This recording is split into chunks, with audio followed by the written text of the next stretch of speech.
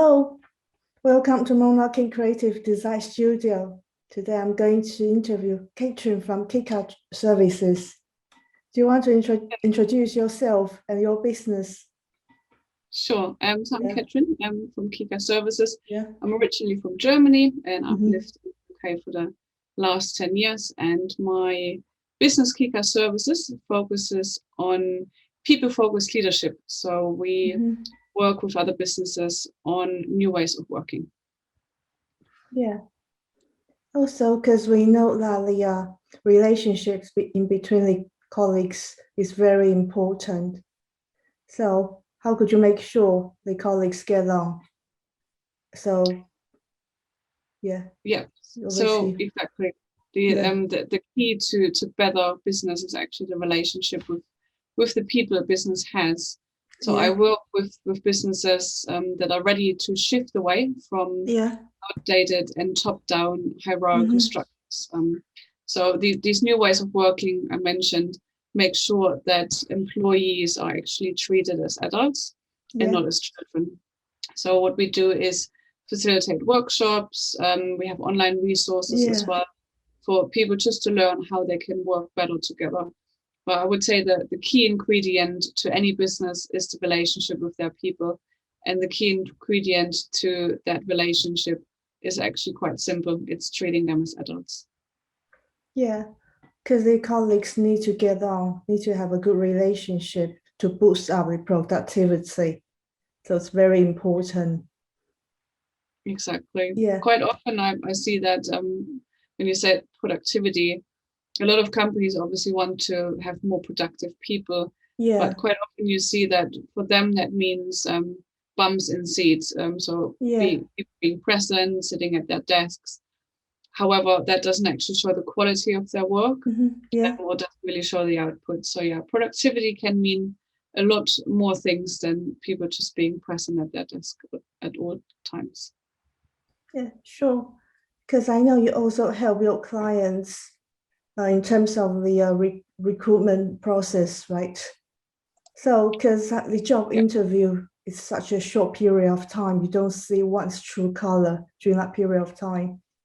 So a lot of times someone may perform very well during the job interview, but afterwards you realize that they are not capable to do the job or you don't really get on with them. So how to avoid that kind of disappointment? I would probably say the way we recruit people is also very outdated. Yeah. And I would really recommend companies taking the time and offering kind of like possibly a half day work experience where people come in, they sit with the team, they watch the team do work, they can, advise and offer their own input if they feel like, if they feel comfortable enough doing so. And that's a very time intense process, I understand, but it really helps the person applying for the job and the future team to actually get to know each other better. Because in the end of the day, it's also the team that need to work with the new person. And a lot of the time the team doesn't actually get they don't get that opportunity to interview whoever they will work with in the future. And that also is the same for the new managers. So some companies have taken to completely rehauling their interview process and actually letting teams interview their future managers as well. But I really recommend just offering a half day at the very least. I think that might already be enough where the new person or the future candidate can sit with the team and just look over their shoulders and work with them for a bit as well. Yeah, so I think the half-day work experience is very important because you can actually see how that person works and how you get on with that person as well. Exactly, because you can still fake it through the half day, but maybe not as much as through a 1 hour interview. Yeah, I know. And also, could you give us an example case study on how you helped a company to improve the relationship and the productivity? Yes, so I've worked last year. I've worked with a company a lot with one team within a company, and they had a lot of problems with delivering their projects. Yeah. So most of their projects were, I think all of their projects were continuously delayed. So I've worked with that team for a few months just to facilitate conversations within that team, because they were quite a new team as well. They didn't really know each other that well. A lot of people had been recruited quite recently because they were growing so fast, which meant that they didn't really know how each other worked best, for example. Yeah. And I like to use some meeting structures called liberating structures. Yeah. And they really help facilitate in a way that everyone has a say. Everyone can actually input their own opinion or advice, Sure. etc. Oftentimes in meetings, they are a big problem because a lot of the times it's always the same people speaking. Some people who might be a little bit more shy, they don't really input into those meetings. And a lot of the times the manager makes a decision for the team. So that's some of the bigger problems with not having that relationship within the team or with the team and the manager. So what we did was just facilitating a few of these meetings where everyone, had the time to really consider what they might want to input into the meeting. And we did a structure called what, so what, now what. So it's 3 different parts in its structure. First one is what. So people were asked to just think about what happened in these projects that were delayed. What were the problems? What are some of the observations they made? The next one, so what are some patterns, for example? So some of the things we noticed was people not communicating with each other, people sending emails that got lost in email chains and not instantly, talking to someone when there was a problem, for example. And managers often making decisions that didn't take into account what either the client wanted or what the team could deliver, so that there were these gaps of information. And in the last part of the meeting, in the now what, they were actually asked to just come up with some actions that they could take to move forward and avoid this happening in the future. And within these structures, you really make sure that everyone has time to actually say things that were in their own minds.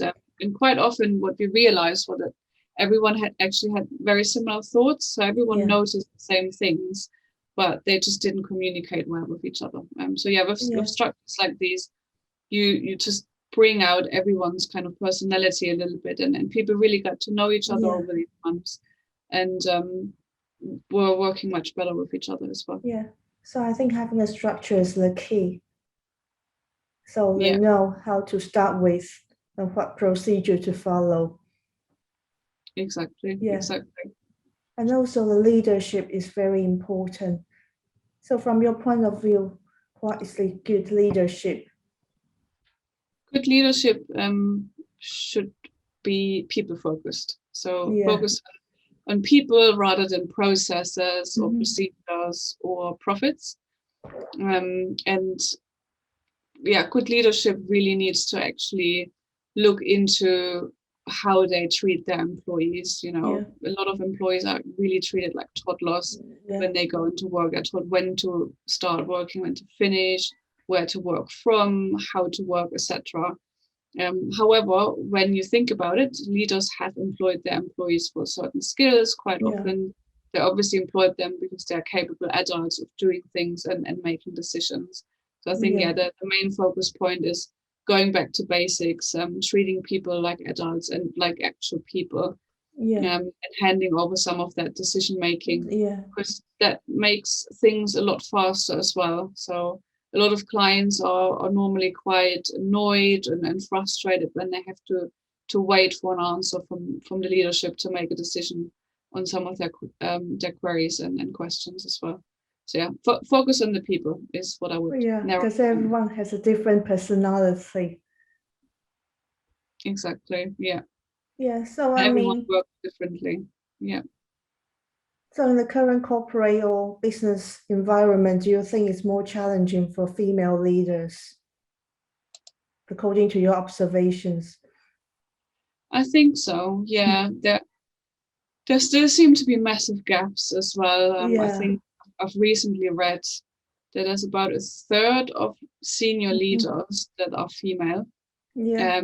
And the distinction is they're white as well. So for women of color, it's even more difficult. I think there's about 4%. Yeah. And I think about 7% of CEOs in the world are female. So it's really difficult to move into those positions. I guess, a lot of the times there's still too much sexism in the workplace. Yeah. There's sort of racism as well. Yeah. Women over the last year also had to take on most of the childcare. Yeah, I know. Homeschooling their children. Yeah.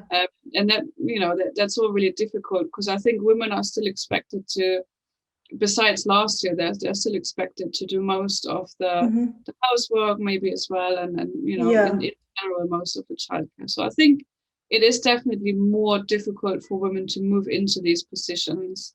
I think in terms of leading as women, that also might be more difficult. However, going forward with the different ways of working, women seem to have more empathy in the workplace as well, and that's one big thing. So yeah, sure. when I said previously, leaders need to treat their employees like people, that is that empathy part.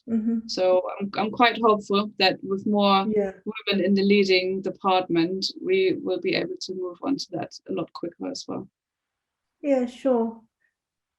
And so do you have any tips for the female leaders to break through these kind of stereotypes and obstacles? Probably just be persistent. I think that's the only thing at the moment. Yeah, I know. Be persistent, but also be true to yourself. So, if you're a really empathetic person, then just be true to that. It's probably very hard to stick with your guns going into those leadership roles, because there is a lot of pressure on senior leaders. I'm not going to deny that.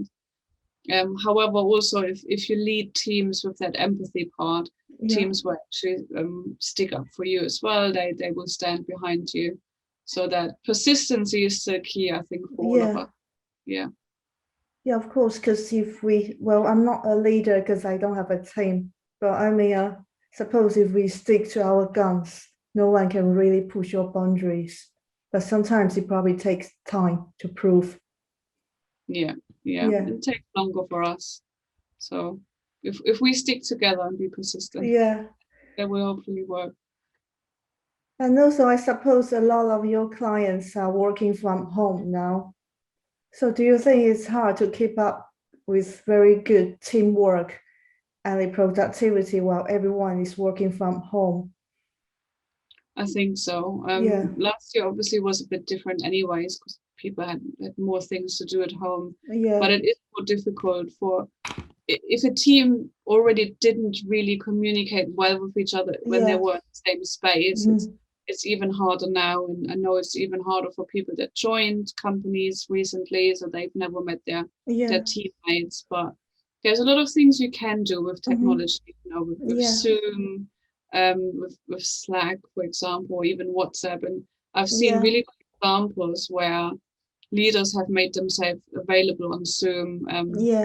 I've recently implemented with a team a really cool thing where they basically had an open Zoom room on, I don't know if it was every day, but I think on 3 days a week they had an open Zoom room, which was almost like a kitchen. So the room was open and anyone could go in and chat with anyone who was there. So it almost acted like an office kitchen where people would make a cup of coffee and then have a quick chat, and they would leave again. So I really like that example. So I've been trying to implement that with a few others.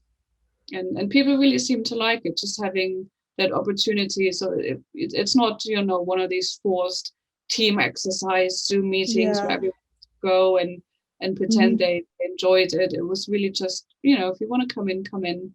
My door's open. The office door is open. So that was a really nice thing to see, to emerge from last year.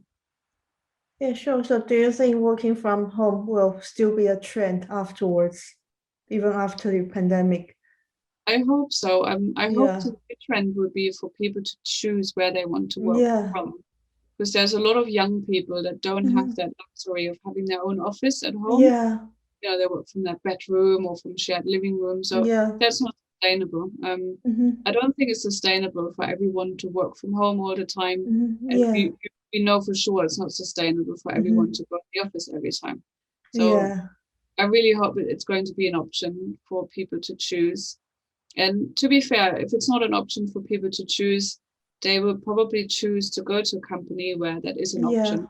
Because I've seen there's a lot of movement in the recruitment departments at the moment. People just going to places where they have that opportunity to choose. So it's going to be interesting to watch that going forward. Yeah, sure. Thanks. And also, finally, could you give me a testimonial about my services? Yes. Yeah. I'd love to. Oh, thanks. Of course. Anyone, visits my website, kikaservices.com, they see the wonderful work of Mona. Oh, thanks. They see the wonderful work. And I really enjoy working with you because you're with them. You're very patient, you're very quick to reply, you're very professional. And I love the website. I love all of the design work you've done for me. And hopefully we can work more together in the future. Yeah, sure. Hopefully. Unfortunately, I don't have a team now, but in the future, if I do, I would like to use you as well. Because through the interview, I know you really know your stuffs. Thanks. And also, I design a website, so I know your services. I'm very impressive with your work process. Yeah, like the workshops and the procedure and the steps. Thank you. That's really nice to hear. Yeah, okay. Thanks for the interview today. Stay safe and wish you the best. Thank you. And you. Thank you. Bye.